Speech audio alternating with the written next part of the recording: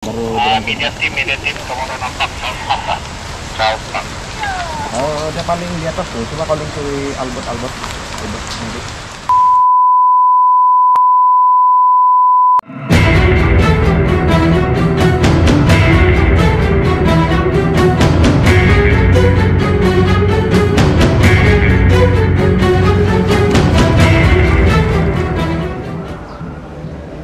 Tepat pukul 8.15 pagi di replika ataupun penanda 0 km Kota Kinabalu berlangsungnya Borneo Safari International Off-Road Challenge dan sejumlah 470 kenderaan pacuan 4 roda yang terlibat dengan melibatkan seramai 1,200 orang peserta dari dalam dan luar negara. Saksikan kemeriahannya Majlis Pelepasan Borneo Safari 2000. Borneo Safari sejak 1991. Program ekstrim melibatkan konvoi dan pergerakan kenderaan pacuan 4 roda menjelajah belantara Borneo Utara. Jangka masa seminggu, tarikh tetap Ahad minggu keempat setiap Oktober hingga Ahad minggu pertama November. Permulaan konvoi atau Majlis Pelepasan Borneo Safari tetap diadakan di hadapan Pejabat Sabah Tourism Board yang terdapat penanda 0 km Kota Kinabalu. Program yang dilaksanakan sejak 30 tahun lalu itu tidak pernah gagal dilaksanakan kecuali ketika negara dilanda wabak COVID-19 pada tahun 2020 dan tahun 2021. Pada penggemar 4x4 di seluruh negeri Sabah dan seluruh negara Malaysia kita, ini adalah acara tahunan yang mana kami panggil adalah hari raya ataupun tahun baru untuk 4x4, di mana semua persatuan-persatuan berkumpul. Dan alhamdulillah pada tahun ini seramai 470 kenderaan telah mendaftar dan 1,210 penyertaan yang telah kita terima setakat hari inilah, dan kita telah menutup penyertaan, dan esok pada pukul 8 pagi kita akan bertolak flag off bermula di Sabah Tourism Board Jalan Gaya, dan kita akan terus ke Tuaran untuk special super stages pertama, SS pertama, dan konvoi selebihnya akan terus ke Kota Belud. So kita akan mengarungi jalan-jalan hutan bekas logging track, iaitu bekas kem balak dulu-dululah kan, yang jalan telah ada abandon road dan sebagainya.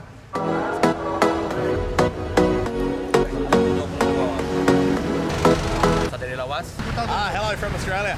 I'm Ben, second time here at the safari. Pleasure to be back. Lovely to see all your vehicles and the culture here. Mantap! Jangan sampai. Itu statement 3 tahun lepas daripada Tuan Haji Faiz. Hari pertama flag off, 4x4 masing-masing masih nampak cantik bersih berkilat menuju ke checkpoint yang ditetapkan. Saksi mata semua kenderaan mematuhi peraturan lalu lintas yang ditetapkan. Muat kuasa seperti Jabatan Pengangkutan Jalan JPJ dan Polis Diraja Malaysia PDRM turut memberi perhatian pada program ini dengan menyampaikan taklimat awal sehari sebelum program bermula. Kita mempunyai ramai peserta daripada Semenanjung, daripada negara Brunei Darussalam, daripada Sarawak, dan majoritinya adalah daripada Malaysia sendirilah. Dan kita juga mempunyai daripada negara-negara jiran, Filipina, Indonesia, kita ada daripada Jepun. Secara tidak langsung international tu ada. Ada yang turut serta dalam program kita pada tahun ini.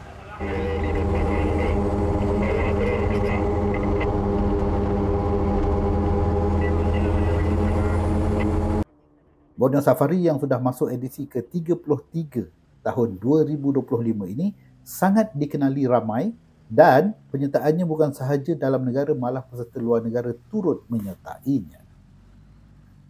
Beginilah suasana konvoi Borneo Safari, walaupun dengan kenderaan yang banyak tetapi pemandu sentiasa menghormati pengguna jalan raya yang lain. Jalan tidak dihalang, pengguna kenderaan awam diberi keutamaan untuk memintas konvoi, terutamanya di laluan kampung.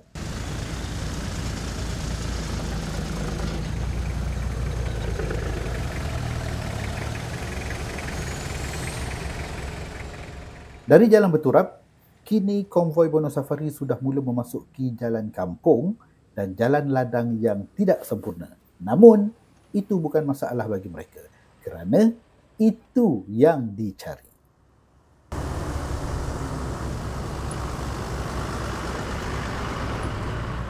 Sebaik sampai di checkpoint atau campsite, peserta bersama-sama mendirikan kemah dan menyediakan tempat rehat untuk melelapkan mata malam nanti. Cabaran belum bermula, masih nampak riak wajah ceria dan mengujakan.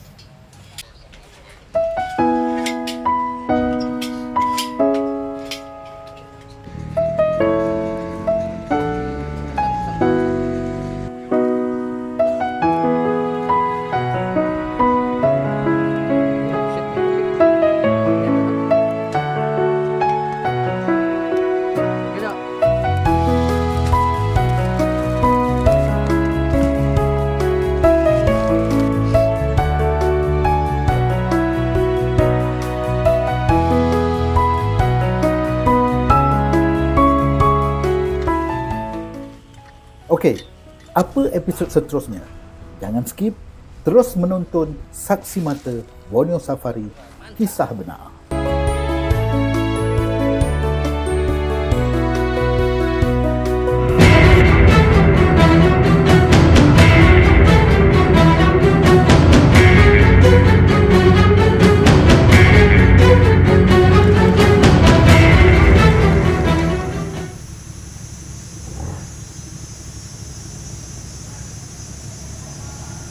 Bermula dari tahun 2018, saya mengikuti Borneo Safari. Sikap semua peserta, urustia dan petugas sangat dipuji.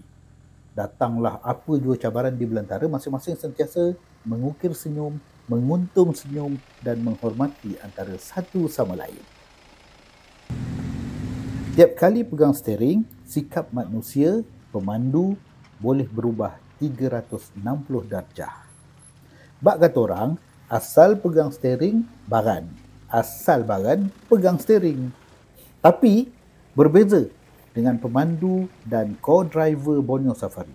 Mereka amat bertolak ansur dan bertimbang rasa. Kalaulah sikap tolak ansur begini dapat diamalkan di jalan raya berturap, pasti ia lebih aman dan tidak wujud samsing jalan raya yang semakin hari semakin meningkat di negara kita ini.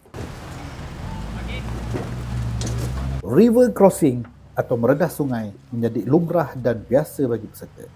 Katanya, inilah yang kita cari. Concern, jangan slow and steady. Kena stop, tekan minyak.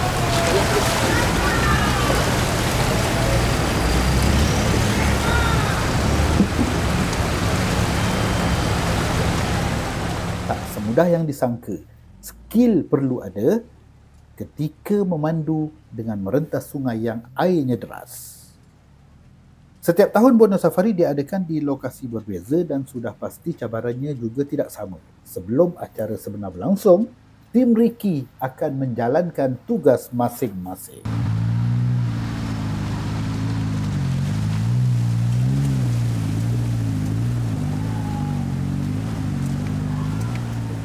Cabaran pada kali ini adalah faktor kita untuk lalu kampung-kampung yang kita akan harungi, yang mana terdapat beberapa buah kampung yang mungkin tidak ada jalan untuk kita tembus, sungai besar dan sebagainya, tetapi itu tidak mematahkan semangat Ricky kita. Tim kita berapa bulan lepas telah pun conclude, telah mensimpulkan bahawa inilah jalan kita pada tahun ini. Jadi dia tidak jauh, tetapi cabaran dia tu. Dan sekarang musim hujan sudah bermula. Kita lihat kalau di Kota Kinabalu ni setiap petang memang hujan sampai malam. Jadi ini adalah satu cabaran lah yang akan kita semua harungi. Inilah keadaan sebenar. Apabila mula memasuki laluan hardcore, Saksi Mata Borneo Safari Kisah Benar, ini berlaku pada tahun 2022 di Kota Belud.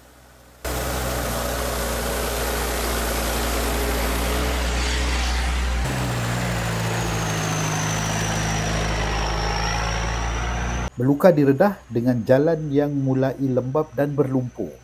Bukan di highway saja yang sesak, namun dalam hutan pun jam.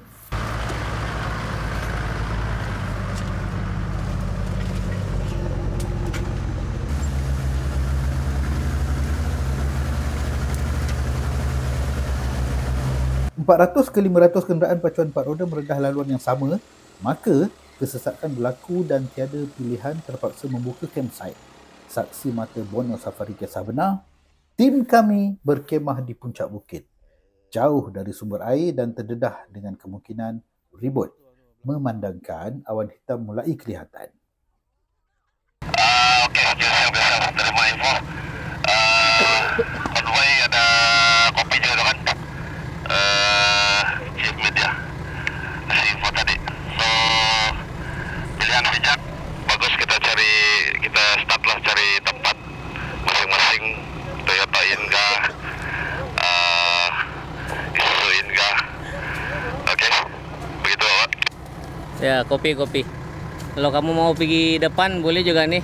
Kalau kamu mau pergi depan, kami planning di sinilah buka campsite. Lagi moral positif program Borneo Safari. Kemah besar dipasang secara gotong royong, yang tidak ada kemah boleh menumpang teduh dan beradu di bawahnya. Biarpun kemah itu bukan kepunyaan kamu, tapi rakan kumpulan tetap menyediakan kemah buat kita. Tagline, kalau semua labah.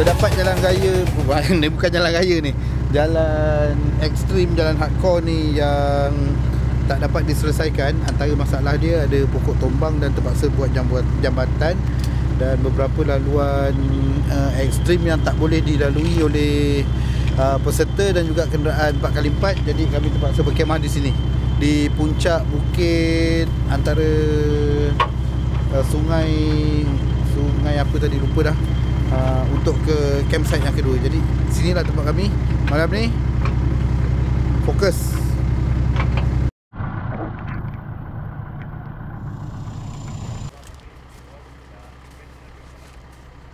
Alhamdulillah, kerjasama semua, maka kemah kami berdiri megah di puncak. Moga nyenyak tidur malam ini selepas keletihan siang tadi.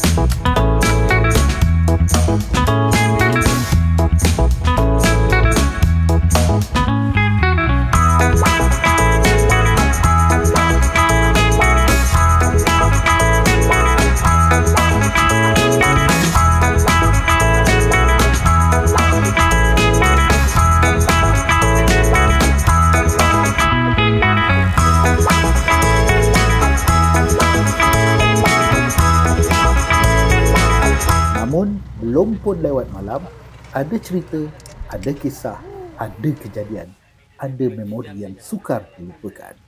Terus menonton.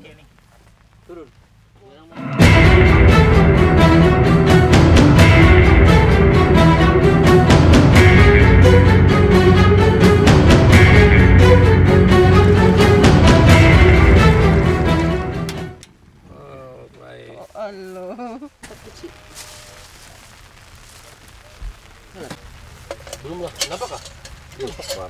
Nampak. Mana yang sabun kau? Yang macam di tong itu. Kan itu nama halus atau terus. Mana ni? Mana saudara ambil video? Menjelang senja, makan malam sudah mula disediakan. Tapi dalam rancak potong bawang dan buat rencah, tiba-tiba puncak bukit ditiup angin. Mula-mula lembut dan kemudian bertambah kuat hingga kencang. Serentak itu hujan mula turun, angin kencang dan hujan menyebabkan kemah yang kami bina tadi mula nak rebah. Kami tak duduk diam, masing-masing ada tugasan. Yang masak terus masak.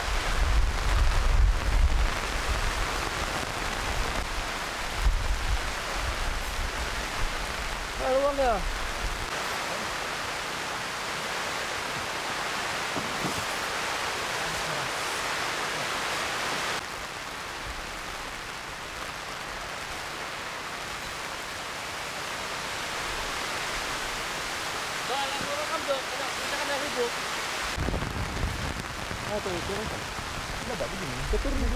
Beginilah keadaan senja yang membawa ke malam. Kami basah, barang-barang juga semua kena hujan. Camp bed pun lembab. Memang tak dapat tidurlah jawabnya.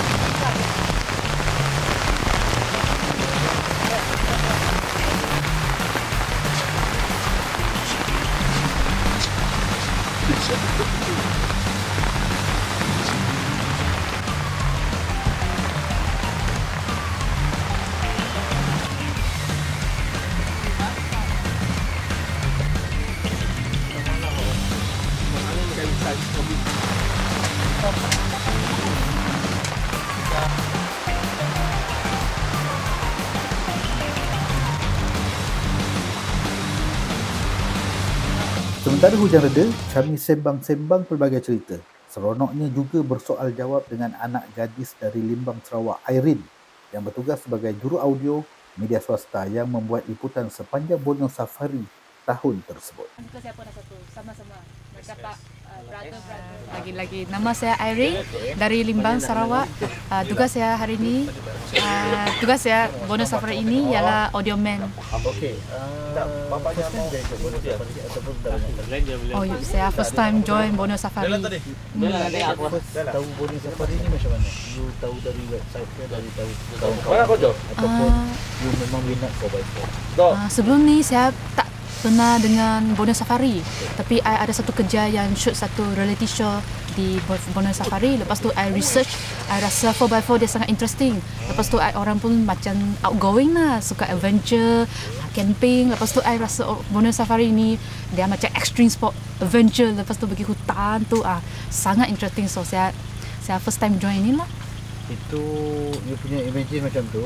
So dah masuk hari kedua, ada sikit-sikit hardcore. So apa you feel? I tak rasa hardcore sekarang sebab I rasa macam biasalah sekarang kerana belum lalu dan jalan yang sangat-sangat teruk. Makan pun wah bagus sangat.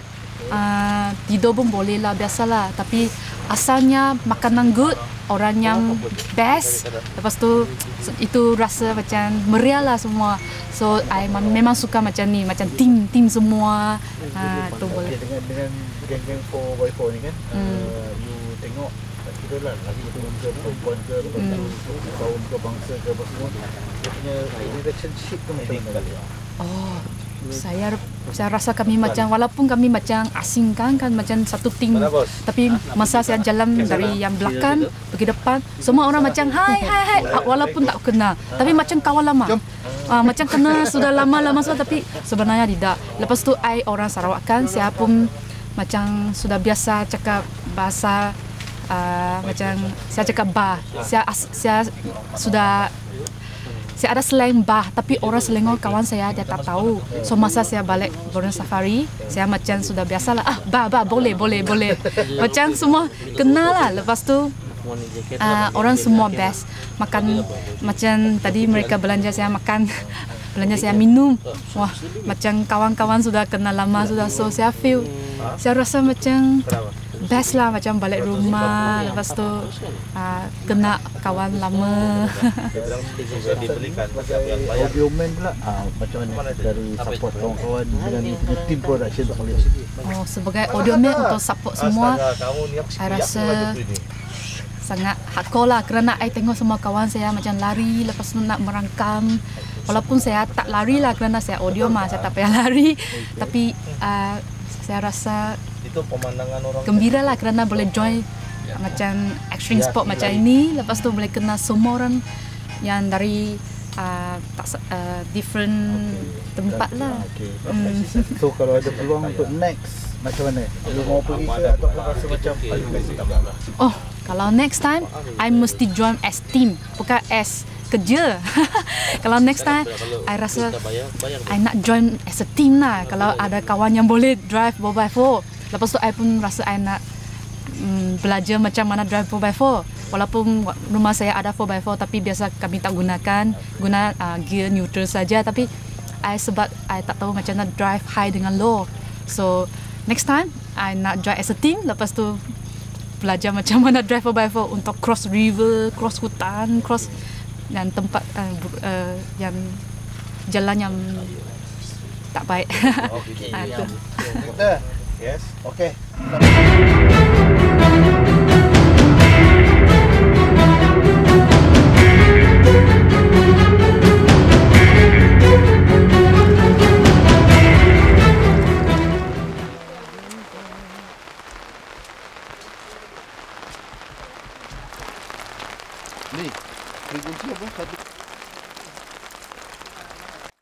Pagi selepas berempas pulas menahan kemah dari rosak dan rebah, perjalanan ke destinasi seterusnya masih sama-sama kerana banyak kenderaan yang sangkut pada laluan yang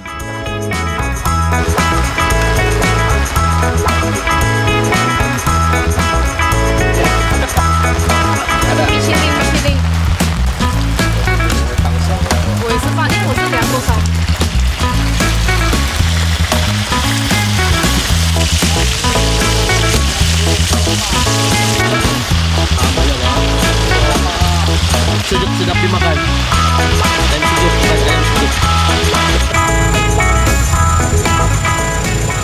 Selepas sarapan, kami mengambil kesempatan untuk meninjau ke kawasan bawah bukit. Okey, ni antara laluan berbukit curam. Kalau kenderaan 4x4 nak lalu pun kena satu-satu sebab kita nak mengelakkan kemalangan. Jadi kami yang penumpang-penumpang terpaksa jalan kaki lah. Dari segi SOP 4x4 supaya tak ada yang berlakunya kejadian yang tak diingini. Ternyata jalan amat teruk dan sangat sukar untuk pergerakan kenderaan. Rumput panjang, tanah lembik dan berselot.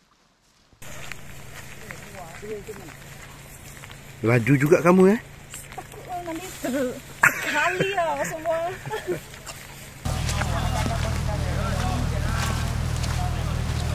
Excuse me. It's a lot of waiting.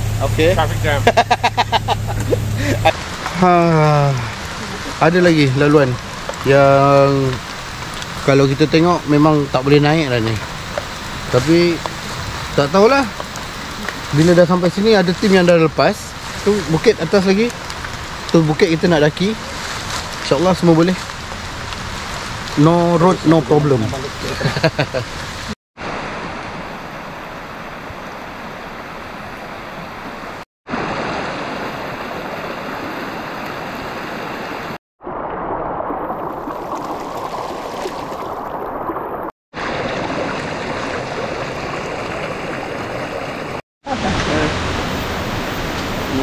Di depan lagi? Depan lagi.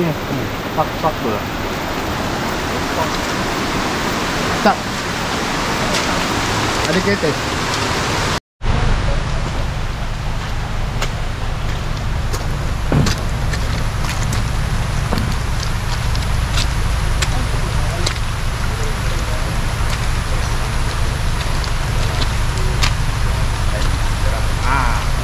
Ini ngam, ramah dia. Ini jalan banyak licin tu, mau pelan-pelan sejalah. Itu kereta, hati-hati je. Sekejap. Oh. Menjelang tengah hari barulah kami dimaklumkan akan ada pergerakan ke lokasi seterusnya. Maka kemah-kemah kami buka dan berkemas. Satu lagi sikap positif peserta Borneo Safari. Ini saya kagum. Peserta amat mementingkan kebersihan, tak ada satu pun sampah yang ditinggalkan di dalam hutan dan tempat kami berkemah. Semuanya dimasukkan ke dalam kenderaan 4x4 dan dibawa keluar.